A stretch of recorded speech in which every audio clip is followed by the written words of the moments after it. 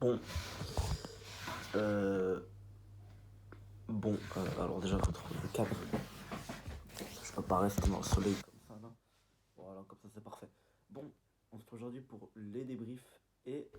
Alors, ça va être une vidéo très longue, parce qu'il n'y aura pas que les débriefs euh, des matchs. Il y aura le débrief des deux matchs que j'avais dit, que j'avais promis dans le débrief d'hier. Feyenoord, Roma et Juventus Sporting. Et il y aura, après, on va parler de l'affaire qui fait jaser, l'affaire qui est sur toutes les têtes en ce moment, c'est l'affaire Christophe Galtier. Bon, on va parler d'abord des matchs, on va aller assez vite. Je pense que je vais faire un débrief très rapide des deux matchs, surtout Feyenoord-Roma. Je pense que ça va être très très très très très rapide. Juventus Sporting, ça va peut-être être un peu plus long et on va un petit peu détailler l'affaire de. Ça va être un petit peu, je pense, la partie la plus longue. Bon, AS Roma, enfin Feyenoord AS Roma, match à 18h45 aux Pays-Bas, à Feyenoord, enfin à Rotterdam, du coup, vu que ce club se trouve à Rotterdam. Donc, c'est un beau stade, je trouve. C'est un beau stade avec une belle ambiance, vraiment. C'est la première fois que je regarde un. Non, c'est pas la première fois, putain. Bah oui, mais c'est la première fois cette année. Mais c'est la deuxième fois que je regarde un match de Feyenoord dans leur stade, du coup. Enfin, quand ils jouent chez eux. Parce que l'année dernière, la saison dernière, j'avais regardé Feyenoord OM en Conference League. Donc, du coup, j'avais vu Feyenoord qui avait gagné contre l'OM, si je me rappelle bien. Donc, là, du coup, ils affrontaient l'AS Roma en Europa League cette fois. C'est un niveau dessus. Donc, du coup, ils ont gagné 1-0 avec un but de. Je sais plus comment il s'appelle, le mec, je suis désolé. Je connais pas vraiment les joueurs de Feyenoord, à part Koku. euh, Il y a Igor Pachin, il y a Gertruda, il y a des joueurs. Voilà. Et encore, j'en ai pas cité énormément. Il y a l'Iranien, là, Ali Reza Yakan. Son nom est imprononçable. Il a été mauvais hier. Voilà. Ce que j'ai à dire, c'est qu'il était mauvais. Bon, en tout cas, les gars, l'AS Roma a été pas ouf. L'AS Roma a pas été ouf. Feyenoord a fait le jeu. Feyenoord a été meilleur, je trouve, dans ce match. Euh, pour moi, il n'y a rien à dire. Le but est magnifique. Le but est magnifique. Euh, pour moi, Feyenoord a été meilleur et ça confirme un peu leur saison qu'ils sont en train de faire. Premier d'Eredivisie, qui vont enfin chipper le titre à l'Ajax.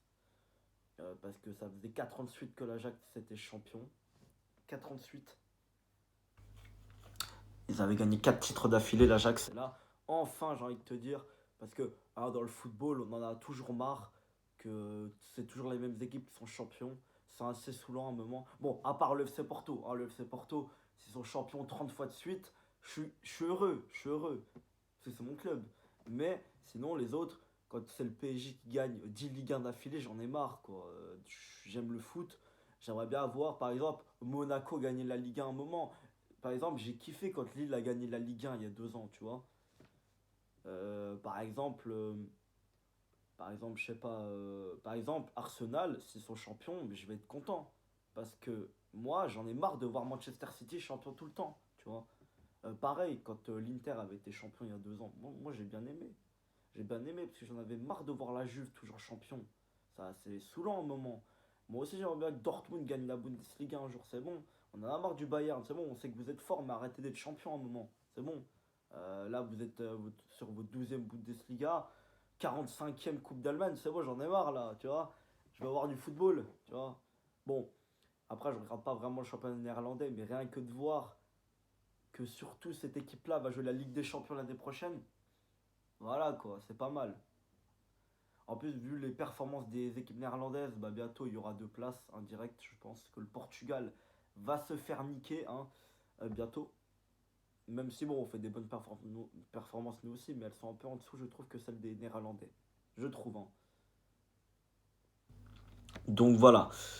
Euh, donc du coup, Voilà, du coup, c'est tout. C'est tout, c'est tout. Donc, ouais. Euh, et oui, faudrait aussi que je vous parle d'un truc dans une prochaine vidéo. La Ligue des Champions, enfin les Coupes d'Europe plutôt, c'est pas que la Ligue des Champions. Les Coupes d'Europe qui vont changer de format. Alors, franchement, je peux vous dire un avis tout de suite, il est catastrophique. Le format est catastrophique, il est dégueulasse, il n'y a rien à dire. La nouvelle réforme, elle est dégueulasse, elle est même pire que la Super League. Je sais pas ce qu'ils ont voulu faire. En fait, c'est tout simple. Ils veulent que faire de l'argent, tu vois. Alors, moi, vous connaissez mon avis, je crois que je l'avais déjà dit une fois. L'UEFA, qu'ils veuillent faire que de l'argent, qu'ils veuillent faire de l'argent, moi je m'en bats les couilles. Je m'en bats les couilles, j'en ai rien à foutre tant que ça ne empiète pas sur le sportif, tu vois. Tant que sur le sportif on se régale et tout, moi j'en ai rien à foutre que l'UEFA se fasse de l'argent. Je m'en bats les couilles, moi. Tant que moi je vibre sportivement. Par contre, si ça commence à empiéter sur le sportif, là par contre, il va falloir reprocher des choses, tu vois. Tout pour l'argent, mais rien pour le sport, en fait. Le foot, c'est un business afrique, mais que ça, en fait. Encore, ce sera un business afrique, mais t'enlèves pas la beauté, t'enlèves pas les bonnes choses du sport, ok. Mais là, t'enlèves tout, en fait. Il n'y a que l'argent qui compte. T'as tu fais des réformes de merde juste pour l'argent. C'est de la réforme de merde, ça. Ça va enlever toute la beauté de la Ligue des Champions. Je vais vous dire pourquoi. Vite fait, il n'y a qu'une poule. 36 équipes. Et elles s'affrontent pas toutes. Hein. Si elles s'affrontaient toutes, ça ferait 35 matchs en une poule. T'es malade, toi. Bon, ça, on en reparlera une prochaine fois parce que vraiment, ça a le mérite. Et franchement, si vraiment j'aurais eu le pouvoir de quelque chose, je vous jure, j'aurais tout fait pour pas que cette réforme ait lieu, c'est bon. Elle est catastrophique. Elle est catastrophique. Mais les gars, heureusement qu'on a encore, après celle-là, on a encore une saison avec les formats normaux qu'on connaît maintenant. Et puis après, bah, malheureusement, la catastrophe arrive. Hein. Malheureusement.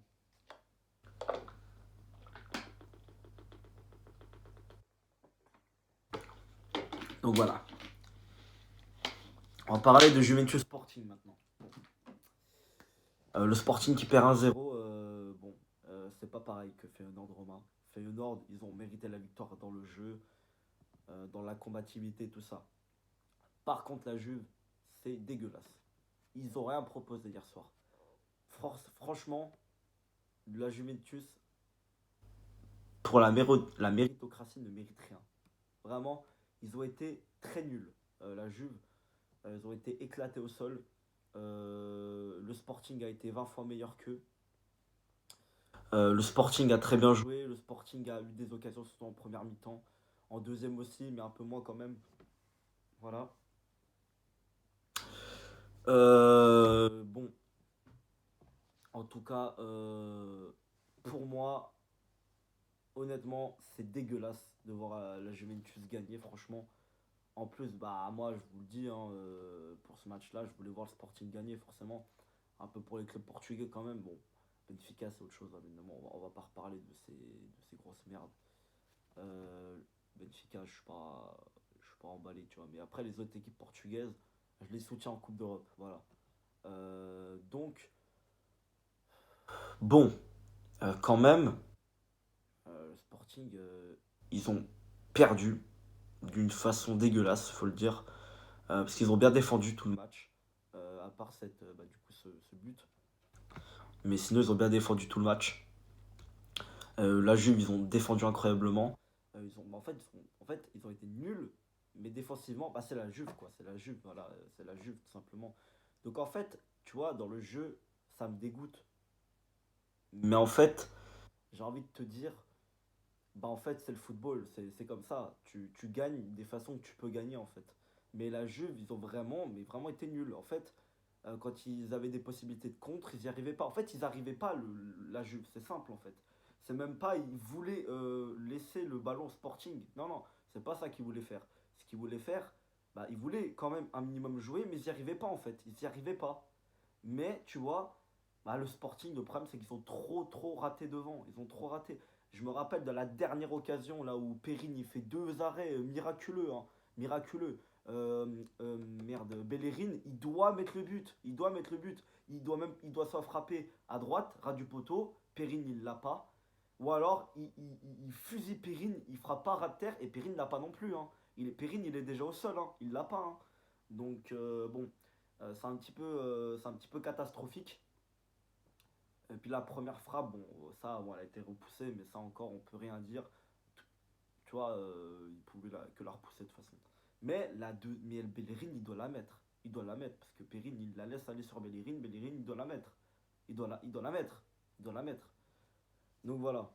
Bon, perso, je les vois pas faire le retour au match retour. Je les vois pas faire. Je pense que la Juve va tout faire pour garder son avance. Je pense qu'ils vont jouer défensif, la Juve. Et honnêtement, la Juve va bétonner et va réussir comme d'habitude. Hein. La Juve, on connaît. Bon, la Juve, c'est pas. Voilà quoi. C'est pas une équipe d'attaque. On connaît, surtout avec Allegri sur le banc. C'est pas une équipe d'attaque quoi. Donc la Juve, je pense qu'ils vont bétonner et puis ils vont se qualifier. Donc bon, voilà. Il fallait peut-être faire un match nul pour le Sporting. Mais je pense que là, vu qu'ils ont perdu, c'est compliqué. En plus, ils n'ont jamais gagné contre une équipe italienne. En Italie, bien évidemment, ils n'ont jamais gagné contre un club italien en Italie. Donc bon, c'est pas aujourd'hui, c'est pas hier qu'ils allaient gagner quoi. Hein. Mais ça aurait pu, parce qu'ils ont dominé. Mais bah, tu domines, mais il faut marquer un moment. Donc bon, j'ai envie de te dire, pas mérité pour la Juve, mais quand même la Juve a été plus réaliste. Donc est-ce qu'on peut vraiment dire que c'est dégueulasse en soi? C'est dégueulasse, oui. Mais ils l'ont fait et c'est comme ça. Bon, en tout cas, d'ailleurs on va parler de Chermiti. Chermiti qu'on dit tous que c'est un crack et tout. Alors hier, franchement, j'ai tout vu sauf un crack. Hein. Hier, il a tout raté. En fait, le gars, il sait juste mettre son dos en opposition comme ça derrière. Il sait faire que ça. Hein. Contrôle approximatif, des conduites de balle approximatif.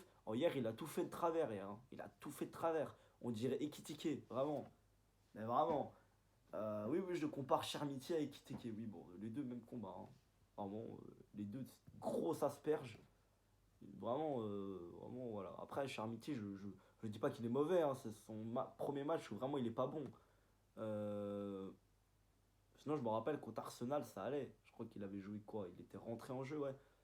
Ouais, il a été pas mal contre Arsenal, je me rappelle. Mais, et contre Porto, bah, quand il marque à la dernière minute, il a fait une bonne entrée dans ce match aussi. Donc, où il était titulaire, je me rappelle plus. Ah, je me rappelle plus c'était il y a 2 mois. Mais on avait gagné. Donc voilà. Avec le but de réussite de Matheus Uribe, on s'en rappelle. Bon, bref. Bref. Pour moi, la Juve va se qualifier. Et pour moi, la Roma va faire la remontada contre Feyenoord. Ça se voit, rien qu'à la tête de José Mourinho, ça se voit il prépare déjà le match retour. Il est déjà en train de, il a déjà tout préparé, je crois. Je pense que vraiment, José Mourinho, c'est le résultat du match retour. C'est 2-0 pour la Roma. Vous allez voir. Vous allez voir. 2-0 pour la Roma, match retour.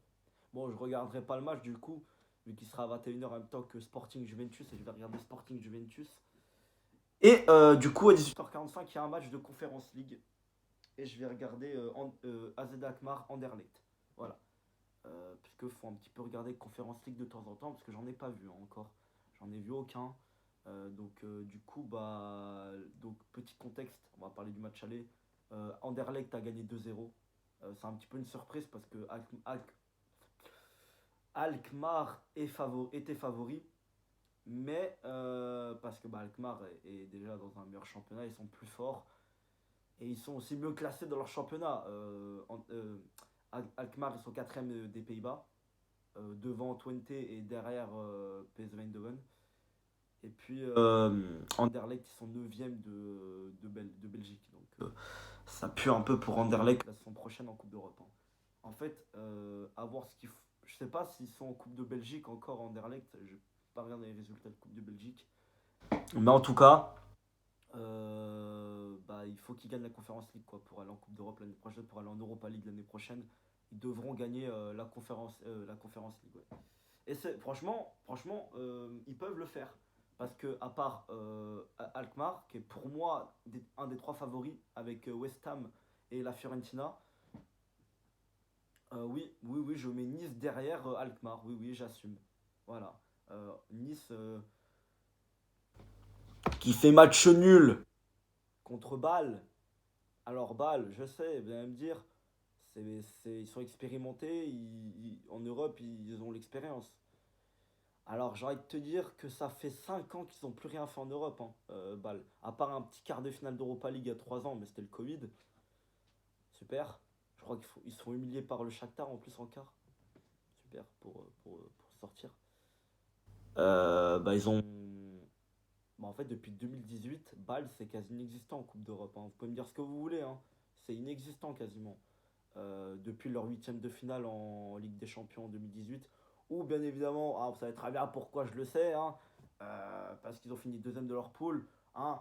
On sait très bien ce qu'ils ont fait lors de cette saison-là. Ils ont mis une petite manita au soi-disant meilleur club du Portugal, hein. Voilà. Bon, ça, on va pas. Hein. Bref. On va, voilà. Comme disent les Benfiquistes, c'est le passé. On parle pas du passé, hein. Par contre, pour parler de leurs 37 titres, là, ils sont. Là, le passé. Là, oui, hein, là, c'est important, hein. Là, pour parler de leurs deux Ligues des Champions, gagné, frère, même Pelé, il était encore joueur de foot. Là, le passé, c'est important. Mais par contre, quand il faut parler des mauvaises performances de Benfica en Ligue des Champions, là le passé, ça intéresse plus. Là le passé, non, on s'en bat les couilles, hein. Faut parler maintenant, hein. Ouais. Bref. Quand nous, on parle de nos titres de l'année dernière, qui est beaucoup plus récent, même de nos deux Ligues des Champions, hein, qui sont beaucoup plus récents que leurs deux Ligues des Champions, là, là, le passé, c'est le passé. Faut voir le présent, vous êtes nuls maintenant. Oui, je bégaye. Et alors? Bref.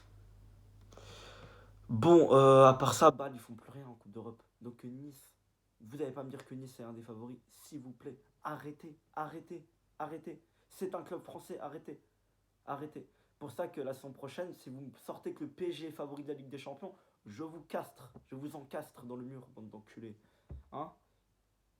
Tu vois? Même Braga l'année prochaine est plus favori pour la Ligue des Champions que le PSG. Bon, bref, faut que j'arrête de tailler les clubs portugais aussi.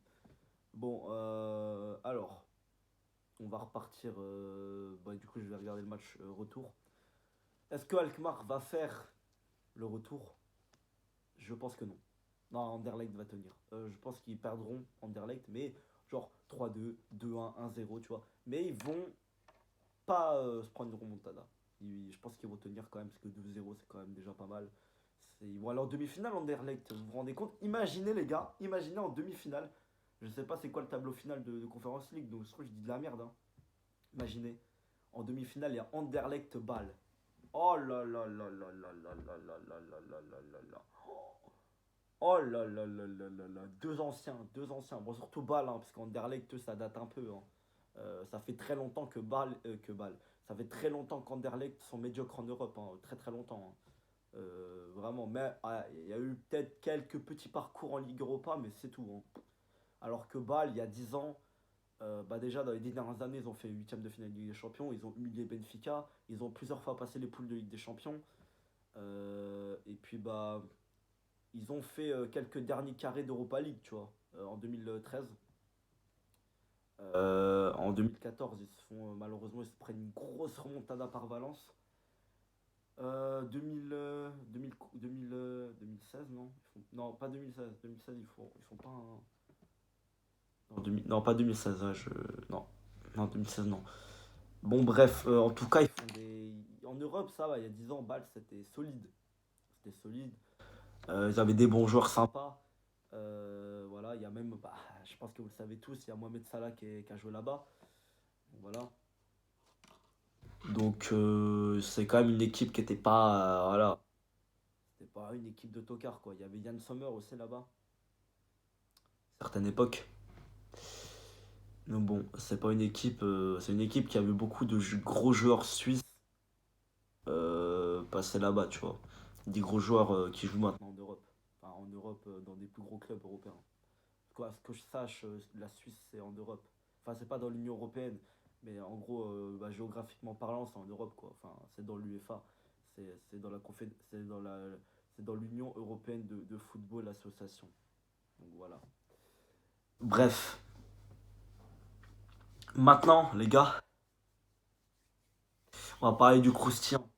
Ça fait 3 jours que ça m'irrite la langue. 3 jours, les gars.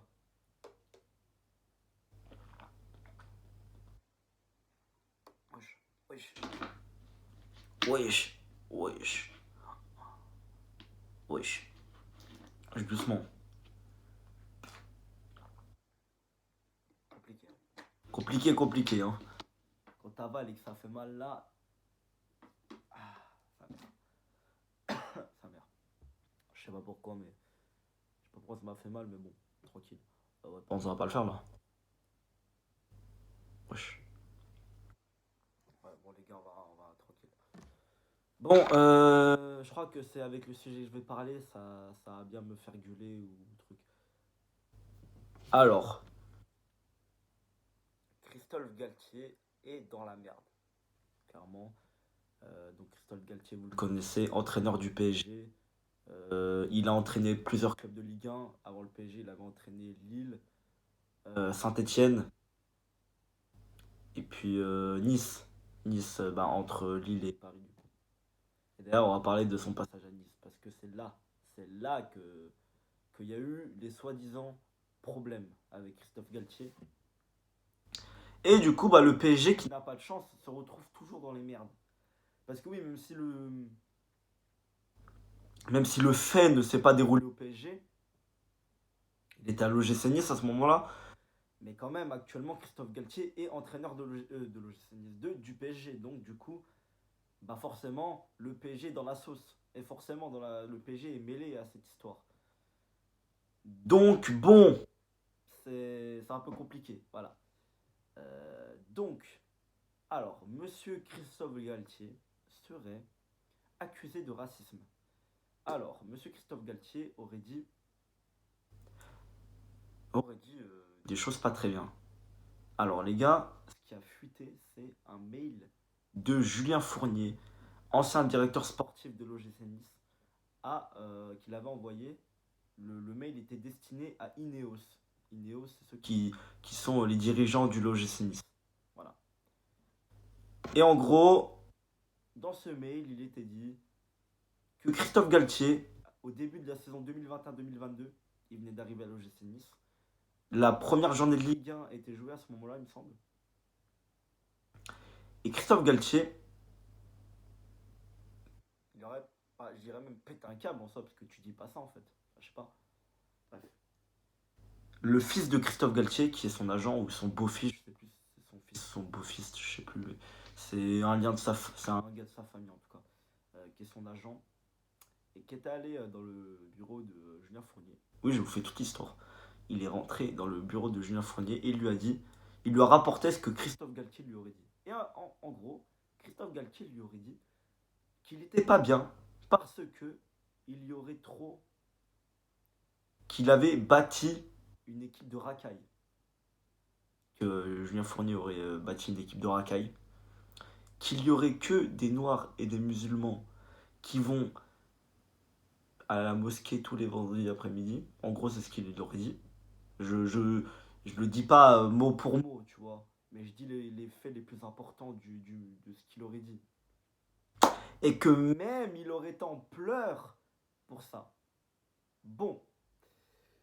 Alors, déjà en entendant ça, c'est une dinguerie. C'est une dinguerie. C'est clairement une dinguerie. Enfin, tu dis pas ça. Enfin, je sais pas.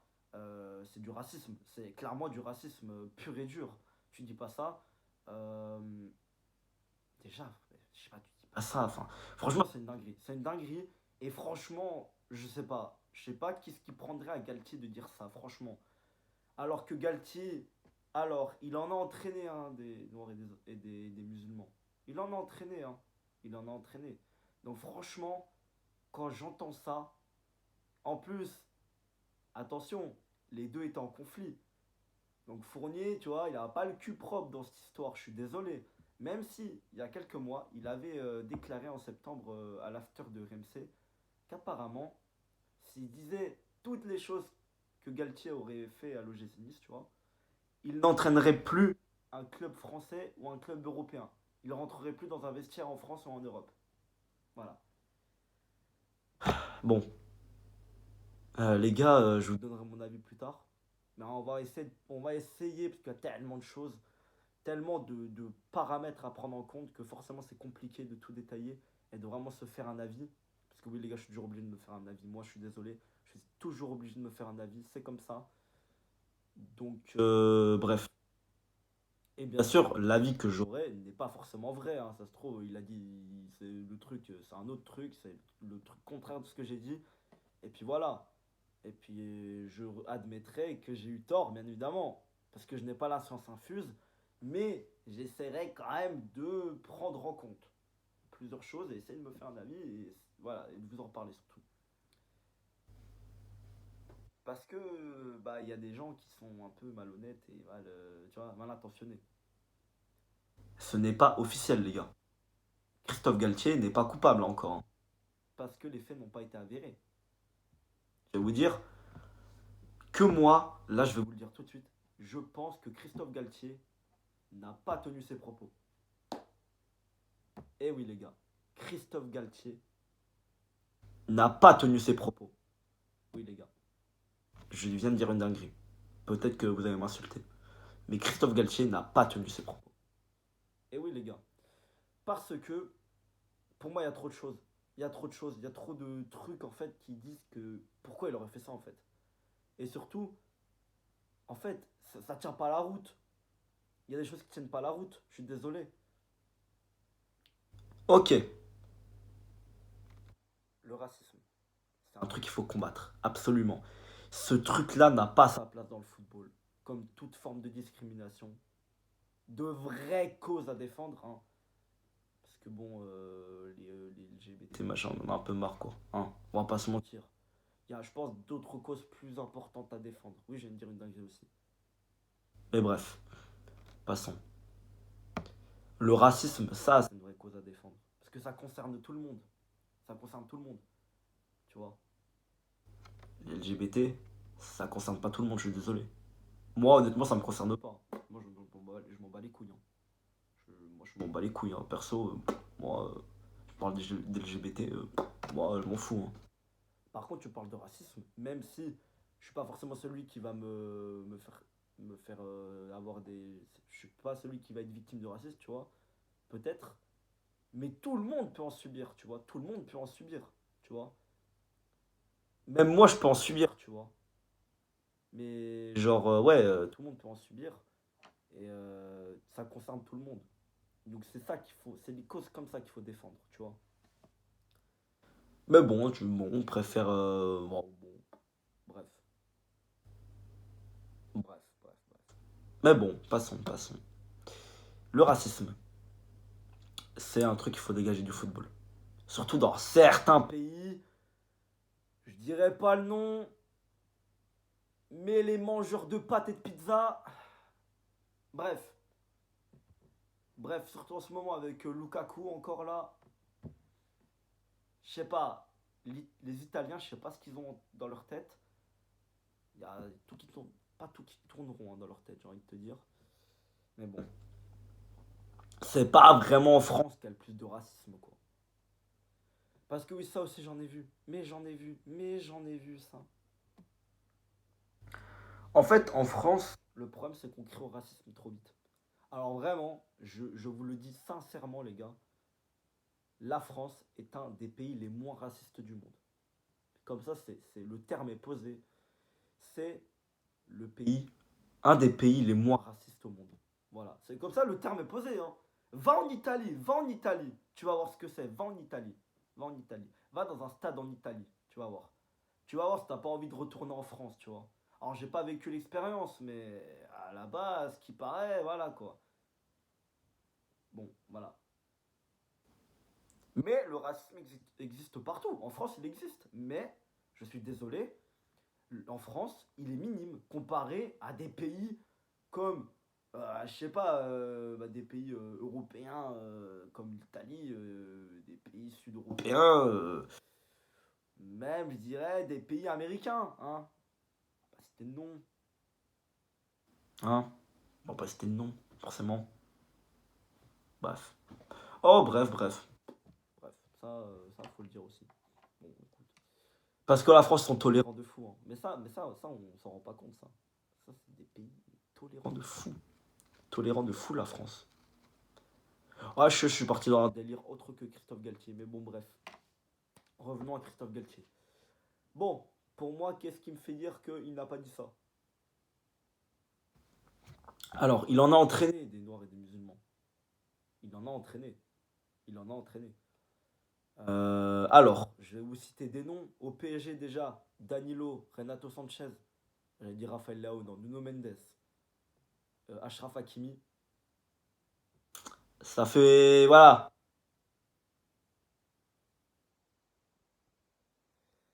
Voilà. Bref. Kipembe aussi.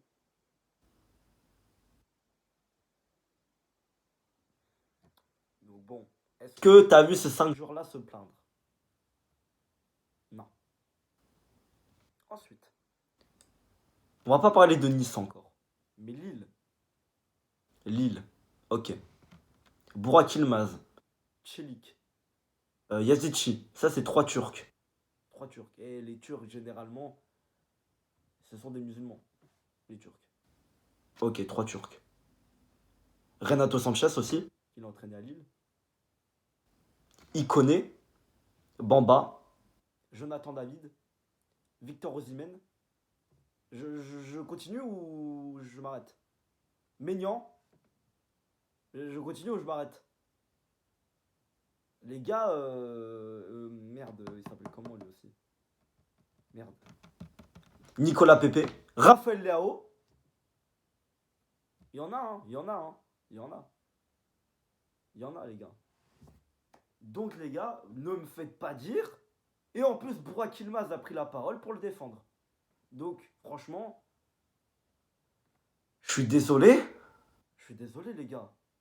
Mais ça fait beaucoup, déjà. Saint-Etienne. Saint-Etienne, ok, là c'est plus flou. Là, pas vraiment. Vu que Saint-Etienne, c'est un peu inconnu au bataillon. On va pas se mentir, les gars. Hein. Donc, bon. Déjà, Lille, je vous en ai cité beaucoup, Lille. Hein. Lille, je vous en ai cité beaucoup. Le PSG, je vous en ai cité quelques-uns. Bah, les gars, là. Bref. Ok, à Nice. Bon, Nice, on va pas parler des joueurs qui sont dans les musulmans. Parce que, bon, on sait pas. Personne n'a pris la défense de Galtier, en tout cas. Là-bas. Et Galtier a l'air de pas du tout être aimé là-bas, par contre. Galtier, vraiment, là-bas, il est détesté. Là-bas, c'est clair, il est détesté. Même les joueurs, j'ai l'air de voir qu'ils le détestent. Euh, donc bon, les gars, c'est chaud par contre. Lemina, Gabonais, les Gabonais, qui apparemment a laissé douter qu'il y avait eu des trucs pas propres avec Galtier. Ok. Alors je vous rappelle les gars, le racisme, ça doit être combattu absolument. Faut vraiment que ça dégage du sport ça. On est d'accord? Alors au lieu de faire des pubs no tourisme qui va servir à rien, hein, qu'on se le dise, ça va servir à rien du tout. Mettre un genou par terre, tout ça, ça va servir à rien les gars. À rien du tout. Hein. Alors pourquoi? Pourquoi les joueurs ne l'ont pas dénoncé? Pourquoi Julien Fournier n'a rien dit? Pourquoi ils l'ont rien dit? Pourquoi ils ont rien dit? Pourquoi ils ont fermé leur gueule? Pourquoi ils ont rien dit? Oh, un raciste? Un raciste en plus si je l'aime pas, je vais tout faire pour qu'il dégage. Mais moi, je vais tout faire pour le salir. Moi, je vais pas garder ça pour moi, je vais pas garder ça pour je sais pas quoi. Oh, le racisme. Oh, ça, on parle du racisme quand même. Les gars, oh, ça doit être combattu. Franchement, je comprends pas. Pour moi, il y a plein de choses qui montrent que pour moi, Galtier n'a rien fait. Alors, ok, peut-être que Galtier, par exemple, avec la gestion du ramadan, a peut-être pas eu les bonnes choses. Ça, je peux y croire. Apparemment, il y a eu un truc comme quoi, vraiment, il aurait pas été content que, je sais pas quoi. Il aurait demandé en tout cas à ses joueurs de pas jeûner pendant le ramadan, quoi. Ok. Mais ça, il n'y a pas que lui qui l'a fait. Comboiré, bon, Comboiré, lui, c'est que les jours de match. Mais bon, ça, c'est monnaie courant en France, hein. C'est monnaie courant que les coachs. Bon. Après, c'est pas forcément la meilleure chose à faire, je te l'accorde. Empêcher un pratiquant musulman de pas jeûner pendant le ramadan, surtout que c'est le ramadan, c'est le moment le plus important, hein, pour un musulman. Donc, bon, c'est un peu moyen vraiment l'empêcher de jeûner. À la limite, tu peux le proposer de ne pas jeûner. Bon, tu peux lui demander, bon, voilà, tu t'es pas obligé, tu le forces pas, et puis bah forcément, enfin, faut pas quoi. Enfin, si il veut le faire, il le fait quoi, c'est tout. Tu peux pas l'empêcher, enfin, voilà quoi. C'est important pour lui. Donc, voilà. Ça, ok. Ça, je peux peut-être comprendre. C'est peut-être pour ça que là-bas, peut-être, il est fait pas l'unanimité. Mais les gars, Burak Yilmaz a pris la parole. Il a dit, il me semble, qu'il avait jamais dit quoi que ce soit à propos du ramadan. Parce que oui, bah, je vous rappelle, Burak Yilmaz est musulman, turc, donc forcément musulman. Je pense, hein, quand même. Hein. Donc, et il a dit. Il a un peu prouvé le contraire, quoi. Donc, bon, c'est parole contre parole. Moi, je pense que Galtier n'a rien fait. Enfin, n'a pas en tout cas tenu ses paroles catastrophiques. Hein, déjà. Vraiment, c'est gros. Et pour moi, très sincèrement, si Julien. Parce que ça, Julien Fournier, il a vraiment écrit ce mail. Ça, c'est par contre, c'est vrai. Ça, il l'a écrit. Et c'est Romain Molina qui a tout montré. Bon, déjà, quand c'est Romain Molina, un gars qui en Amérique, je sais pas quoi, là, en Amérique du Sud, chez lui, bah, franchement, ça c'est moyen, tu vois. C'est moyen. Après, apparemment, lui, il a de très bonnes infos, il est très bien informé. Ce mec, apparemment, il a souvent raison. Mais, les gars, voilà quoi, compliqué. Je croirais plus à un Daniel Riolo qui, lui, vraiment journaliste, qui a vraiment, voilà quoi, qu'un gars qui est à 10 000 km et qui est chez lui, quoi. Tu vois. Mais bon, bref, passons. Et en plus, bon, il dit des dingueries sur le PSG la plupart du temps. Hein. Donc ça aussi, Romain Molina dit beaucoup de dingueries sur le PSG. Et en ce moment, Christophe Galtier, il est entraîneur du PSG. Donc est-ce que lui qui dit beaucoup de choses sur le PSG qui sont limite, est-ce qu'il n'a pas voulu encore niquer le PSG? Ça, bref.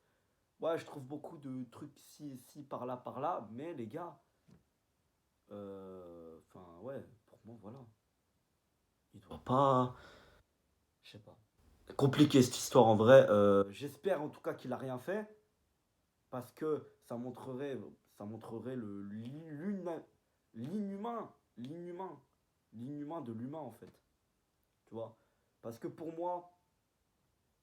De toute façon, pour moi, et tout le monde le sait, hein, j'apprends rien à personne. Je ne suis pas le premier qui le dit. Et qu'on soit blanc, noir, tout ce que tu veux, musulman, chrétien, tout ce que tu veux. Avant tout, on est des êtres humains. On est des êtres humains. On est tous pareils.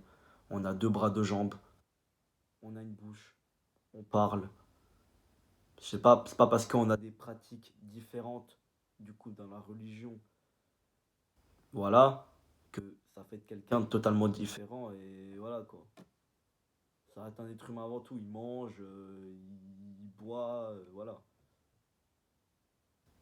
Franchement, le racisme.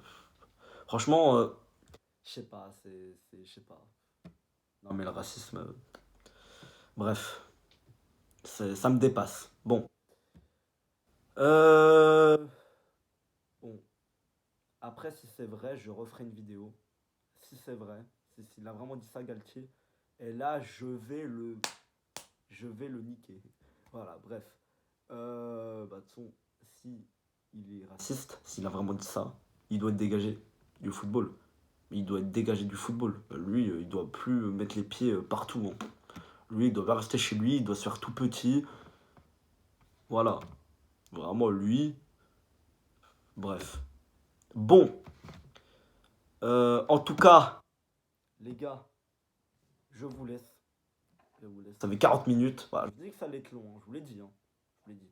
Je reparlerai peut-être de cette histoire. On verra la suite de l'histoire. Les gars, en tout cas, malgré nos différences, on est tous pareils. On est tous des êtres humains. Voilà. Des différences en pratique, différences de religion. Je parlais de ça plutôt, différences de religion. Différences de peau, différences de tout ce que tu veux. Mais en tout cas, on est tous des êtres humains et on doit de se respecter. On se doit de se respecter avant tout. Et surtout, vamos Porto les gars!